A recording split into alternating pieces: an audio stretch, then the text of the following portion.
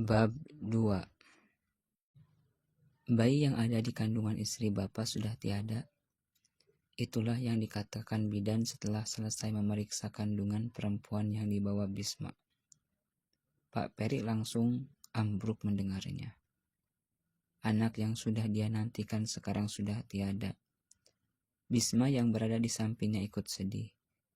Dia mencoba menenangkan lelaki itu dan menyuruhnya untuk menemui istrinya. Sebenarnya apa yang terjadi? Tanya Maghrib ke Bisma. Nanti aku ceritakan sambil jalan. Sekarang bisa kau antarkan aku ke rumah? Bagaimana dengan mereka? Bisma tidak menjawab. Dia masuk ke ambulan diikuti Maghrib di belakangnya yang masih penasaran dengan apa yang terjadi. Mesin mobil dinyalakan. Pedal gas diinjak perlahan.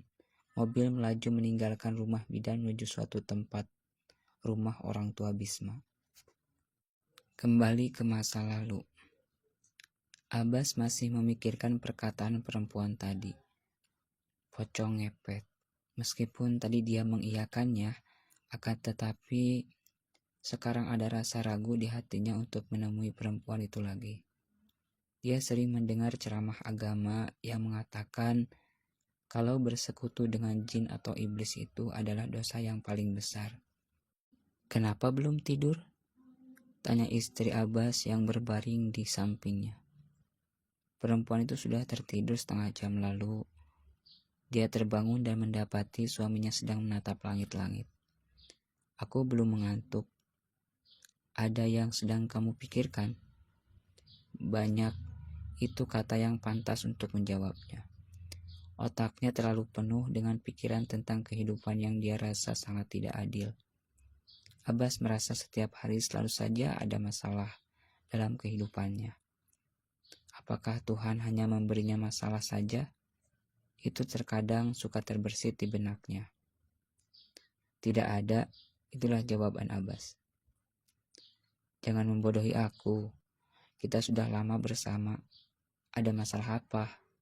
Setidaknya kamu mengeluarkannya lewat kata-kata meskipun aku tidak bisa membantu. Abbas pun menceritakannya tentang bertemunya dia dengan seorang perempuan yang memiliki pocong ngepet. Setelah cerita itu selesai, ada sedikit senyum di bibir istrinya. Kamu mau bertemu dengannya lagi? Aku bingung. Kenapa bingung? Tanya istrinya lagi. Kalau aku ke sana, berarti aku menyetujuinya. Kita tahu kan kalau aku tahu itu perbuatan tidak baik. Hanya saja coba kamu lihat dan pikirkan. Kita banyak utang, belum lagi uang sekolahnya Herlin. Belum lagi buat makan sehari-hari saja kadang aku harus memelas ke ibu warung. Untuk mengutang, untungnya saja ibu warung baik. Mungkin itu satu cara untuk kita bisa mengubah hidup. Ada banyak cara, tidak hanya itu. Apa? Kerja jadi kuli panggul di pasar? Itu tidak cukup. Kebutuhan kita banyak, Mas. Terlalu bahaya. Dia minta tumbal. Apa tumbalnya? Janin bayi di setiap bulan purnama 1 bulan sekali. Istrinya tertawa kecil. Abbas mengerutkan kening. Memangnya ada apa yang lucu? Itu gampang. Kita cari saja perempuan yang hamil di luar nikah. Terus jadikan bayinya itu sebagai tumbal. Mereka pasti tak akan menolaknya. Abbas mengangguk. Benar juga. Itu sudah dipikirkannya sejak tadi. Dia sering melihat perempuan yang hamil di luar nikah, terus ditinggalkan oleh istri lakinya. Tidak mau bertanggung jawab, ujungnya bayi itu digugurkan dengan obat-obatan. Aku akan menemui perempuan itu besok. Bagus, temui dia. Minta tolong padanya supaya mengajarkan ilmunya padamu, Mas. Tapi jangan ganjen aja. Aku tumbalkan kamu nanti. Siap, sayangku. Satu kecupan mendarat di pipi perempuan itu. Kemudian Abbas memeluknya, mengajaknya dia untuk kembali tidur. Keesokan harinya, setelah sarapan dengan nasi dan telur yang dicampur terigu, lalu digoreng supaya lebih tebal, Abbas pergi ke perumahan untuk menemui perempuan kemarin. Sampainya di sana, Abbas mengetuk pintu. Rumah itu sepi seperti tidak ada orang di dalamnya. Hanya ada 2 pasangan sendal di depan pintu. Abbas mengetuk kembali pintu. Permisi, tidak ada jawaban. Apa perempuan itu pergi ya? Gumamnya. Ketika Abbas akan balik kanan, terdengar suara dari dalam. Sebentar. Pintu terbuka. Oh, Bapak yang kemarin? Iya, silakan masuk Pak. Perempuan itu celingak-celinguk melihat sekeliling, menutup pintu. Jadi kita akan pergi? Abbas mengangguk. Matanya melihat ke segala arah memastikan dia tidak melihat pocong itu. Tenang, dia sedang istirahat. Oh ya, kita belum kenalan. Nama saya Rena. Abbas.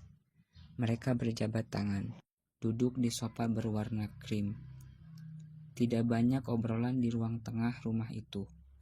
Setelah Abbas mengatakan kalau dia bersedia menjadi pocong ngepet, mereka keluar rumah, mengendarai mobil menuju sebuah tempat yang jauh dari komplek perumahan Rena. Di sebuah hutan yang kata orang di sekitarnya sebagai hutan angker karena dihuni tidak hanya oleh hewan saja, melainkan juga makhluk halus. Pak Abbas sudah yakin mau melakukannya dan berani mengambil resikonya? Tanya Rena sambil menyetir mobil. Entah pertanyaan keberapa kali yang dia dengar. Kalau saya tidak yakin, tidak mungkin berada di mobil ini. Rena tersenyum, menginjak pedal gas lebih dalam lagi. Mobil melaju dengan kencang di jalan tol. Setelah lama duduk di mobil, akhirnya mereka sampai di sebuah perkampungan. Aku tidak bisa mengantar ke sana, ucap Rena ketika mobil sudah berhenti di depan sebuah rumah panggung. Kenapa? Aku akan menunggu di sini. Terus ikuti saja jalan di depan. Nanti kamu akan masuk ke hutan. Nanti di tengah hutan itu ada sebuah rumah kecil. Nah, itu tempatnya.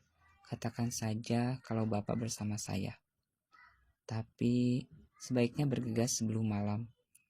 Jam menunjukkan pukul 4 sore pada jam tangan Rena. Ini senter dan sesajen untuk mbahnya. Sebuah kardus yang entah apa isinya diterima oleh Abbas. Dia tidak bertanya, langsung turun dan berjalan. Beberapa warga melihatnya pergi, beberapa lagi berpapasan. Mereka tidak bertanya, hanya saling lihat saja. Karena mereka tahu apa tujuan orang yang berjalan masuk ke hutan larangan. Manusia dengan keyakinan lemah. Siapa lagi yang kamu bawa, Rena? Tanya perempuan paruh baya yang sedang duduk di ambang pintu rumah panggung. Rena menghampirinya, mencium tangan perempuan itu. Orang yang sudah kosong hatinya, Bu. Pintar sekali kamu membujuknya. Memang, biasanya orang yang sedang kepepet itu gampang dibujuk. Terlebih kalau imannya tidak kuat. Digoyangkan sedikit saja bisa patah. Itulah manusia. Biarkanlah itu sudah menjadi keputusan dia. Sekarang bisa bawakan aku makanan, Bu? Tentu. Aku sudah mempersiapkannya. Tunggu di sini. Perempuan paruh baya itu masuk ke rumah untuk mengambil makanan. Sementara itu, Rena beristirahat, tersenyum ke orang yang lewat. Semakin jauh Abbas berjalan, semakin jarang dia bertemu dengan warga. Terakhir ketemu sekitar setengah jam lalu. Langit sudah mulai gelap. Di depan lelaki itu ada hutan. Abbas menelan ludah. Bulu kuduknya berdiri. Di hutan itu lebih gelap daripada di luarnya, karena pepohonan tinggi dan dedaunan yang menutup sinar matahari masuk. Belum juga masuk, udah serem aja ini hutan. Ini hutan biasa, tidak berbahaya. Dia mencoba menenangkan pikirannya, kemudian kembali berjalan. Meskipun dia tidak melihat yang menyeramkan, akan tetapi bulu kuduknya tetap berdiri. Abbas menyalakan senternya karena sudah mulai gelap. Dia meraba-raba jalan dengan kakinya supaya tidak salah langkah. Untungnya tidak ada apa-apa sampai dia melihat sebuah rumah panggung. Sepertinya makhluk-makhluk di hutan itu baik karena tahu kalau lelaki yang sedang berjalan mendekati rumah panggung itu sudah menjadi temannya. "Permisi," kata Abbas sambil mengetuk pintu. "Masuklah." Suara dari dalam rumah panggung terdengar. Abbas membuka pintu dan mendapati seorang lelaki tua sedang duduk. Di depannya ada sebuah teko air dan bunga warna-warni. Lampu dari bahan bakar minyak menyala di sekeliling rumah untuk penerangan. "Aku sudah menunggumu." "Menunggu saya?" Lelaki itu mengangguk. Abbas mengerutkan keningnya. Apa Rena sudah memberitahu lelaki itu? "Betul. Ceritakan apa maksud kedatanganmu." Abbas pun menceritakan semuanya kepada lelaki di depannya yang mengangguk-angguk mendengarkan. Lelaki tua itu sudah paham dan tahu maksud orang yang datang kepadanya. Tetapi dia selalu ingin tahu, karena setiap orang beda cerita.